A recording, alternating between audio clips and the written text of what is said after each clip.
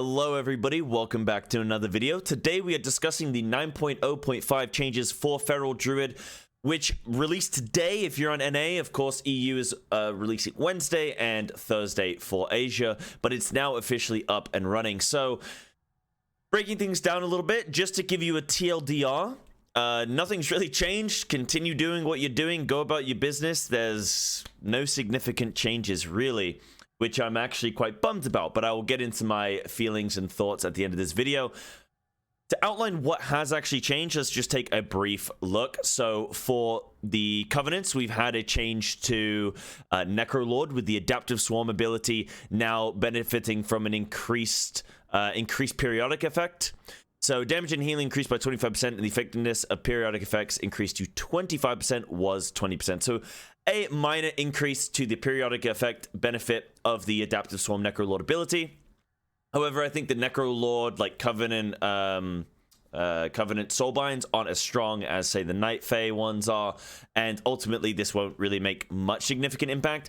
A lot of people have come into my stream, twitch.tv/CybestSlat, and said, hey Cy, do you expect Necrolord to be the next up-and-coming Covenant? And I say, well, not really, because it doesn't have any effectiveness in AoE. As soon as you go beyond 2 targets, it ceases to be helpful at all. So it's not really strong enough to compete in, compared to, say, Kyrian, well, any of the other Covenants that actually have an AoE component to them.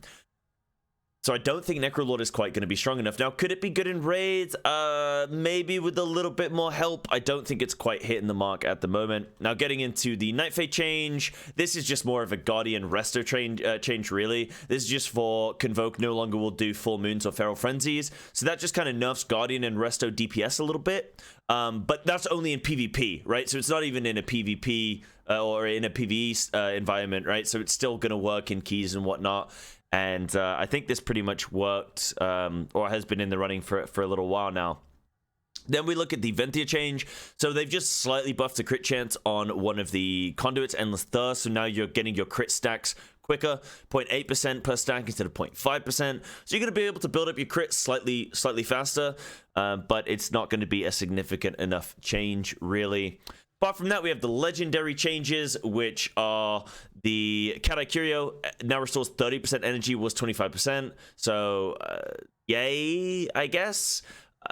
The thing for this legendary is I think it'll be really good eventually, should we be able to wear 2 legendaries. Cat-Eye Curio is a really good facilitator legendary, right? What I mean by that is it allows you to do your rotation. It's not great at increasing the damage of your rotation. Technically, yes, with more energy and whatnot, and more procs of MOC, then yes, you're gonna, Omen of Clarity, then you're going to be getting more damage from that. So technically, yes, it does give you damage. But in scenarios where energy isn't an issue, say you're running Predator and Mythic Plus and things are dying regularly, you don't gain a massive value to your damage as much. Whereas like something like Circle, which is giving you increased damage on your bleeds, is a really good damage legendary. However, you struggle because you don't have a whole lot of energy, so it's difficult to pull off that playstyle. So if you could wear like both of them together, say Cat-Eye Curio facilitating your rotation, and then Circle allowing your rotation to do more damage, suddenly you have a really good pair of legendaries. So I could imagine Cat-Eye Curio being very strong if we can ultimately wear 2 legendaries. But I think for the time being, I don't think it does enough to really beat out the other legendaries that we currently have available. So Circle for Mythic Plus, Draft of Deep Focus for single target and raid, and Apex for anything in between, or of course Symmetry for PvP. Now, Frenzy Bend is interesting.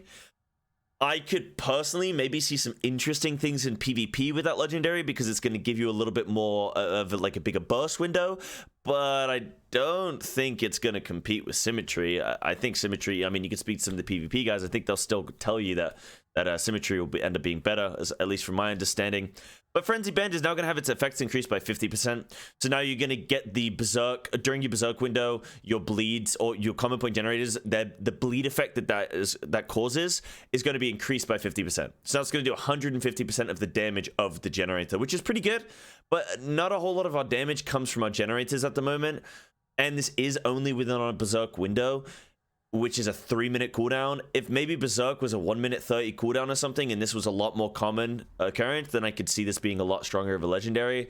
And also, I mean, you're getting the reduction on your berserk timing, but I still don't think this is quite strong enough to beat out draft on pure single target, or to beat out circle in Mythic Plus consistently doing a lot of damage in AoE. But could be a cool option, say if you want to have a real good like burst setup within your Mythic Plus group, say you run with the pre-made and you're the single target funnel, then this could be a really good option for you if it works within your team. But I wouldn't recommend it necessarily for, say, going into Mythic Plus where circle is just going to end up being stronger. Now, in terms of my overall viewpoint of the patch, I am a little bit disappointed to see that Feral Druid as a whole is not going to be gaining any kind of damage increase.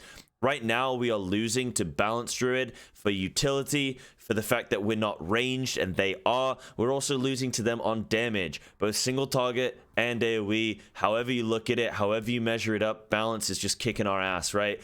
And some people say we need more utility, sure, but we're also really, really low on the damage end of things.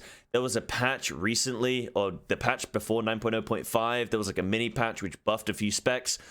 Buffed Warrior, I think it buffed some of the Shaman specs, buffed a couple things in the game. I think there were some Warlock changes as well. I think this was with yeah, there was some Warlock changes. I can't remember fully off the top of my head now, but there were some buffs. Oh yeah, Survival got like a flat 5% buff as well, which was actually really nice because I started playing it. But in general, those changes then basically brought a bunch of specs up to par. And then now Feral's kind of dropped off because those other specs have come up, or that, you know, they've risen up, and Feral's stayed the same. They've risen up, and then the top tier specs have kind of stayed where they've been as well. We have seen some buffs, major overhaul buffs in this 9.0.5 patch to Shaman, for example. Shaman has had some real gnarly buffs. I think they've had something like, you know, like 70% here, 30% there, 10%, 40% here, like. Shaman's getting buffed 400%. You know, Shaman's getting some real gnarly buffs on a lot of these abilities and a lot of these spells for both enhancement and elemental. So it does show that in this patch, Blizzard was willing to do some big overhaul in terms of damage, like throughput for a lot of these specs, or for some of these specs. They've even gone and done some major changes to Windwalker by changing some of the bugs or fixing some of the bugs that actually caused the spec to do more damage than it should have.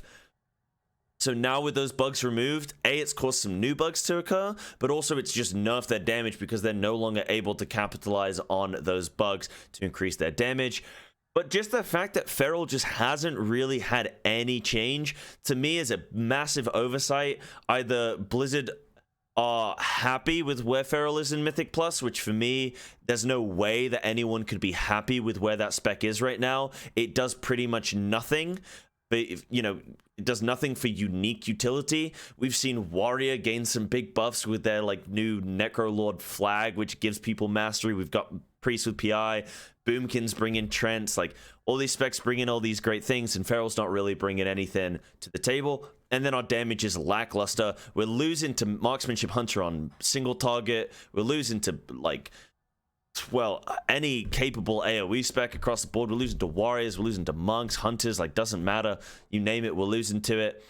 Even Survival Hunter is kicking Feral's ass. I mean, that shows, right? Survival is kicking Feral's ass. So I've spoken in a previous video about what I think should change for Feral Druid. I'd like to see Blizzard revisit this and in a week or two come up with some buffs for Feral in our AoE. For Raid, we're doing okay, I guess. You know, we're doing well enough. But Mythic Plus, we're just abysmal. And if Blizzard are happy with this, I don't buy it. I don't buy it. There's no way they're actually happy with the current performance of Feral, so I think they need to take another look at it. But what do you think about the changes? Is there a new crazy cool build that you figured out that you want to be trying? A new Legendary, a new Conduit, a new Necrolord? You let me know in the comment section. I'd love to see your thoughts and your feelings. But that's pretty much summing up what's going on with Feral Druid in the new patch.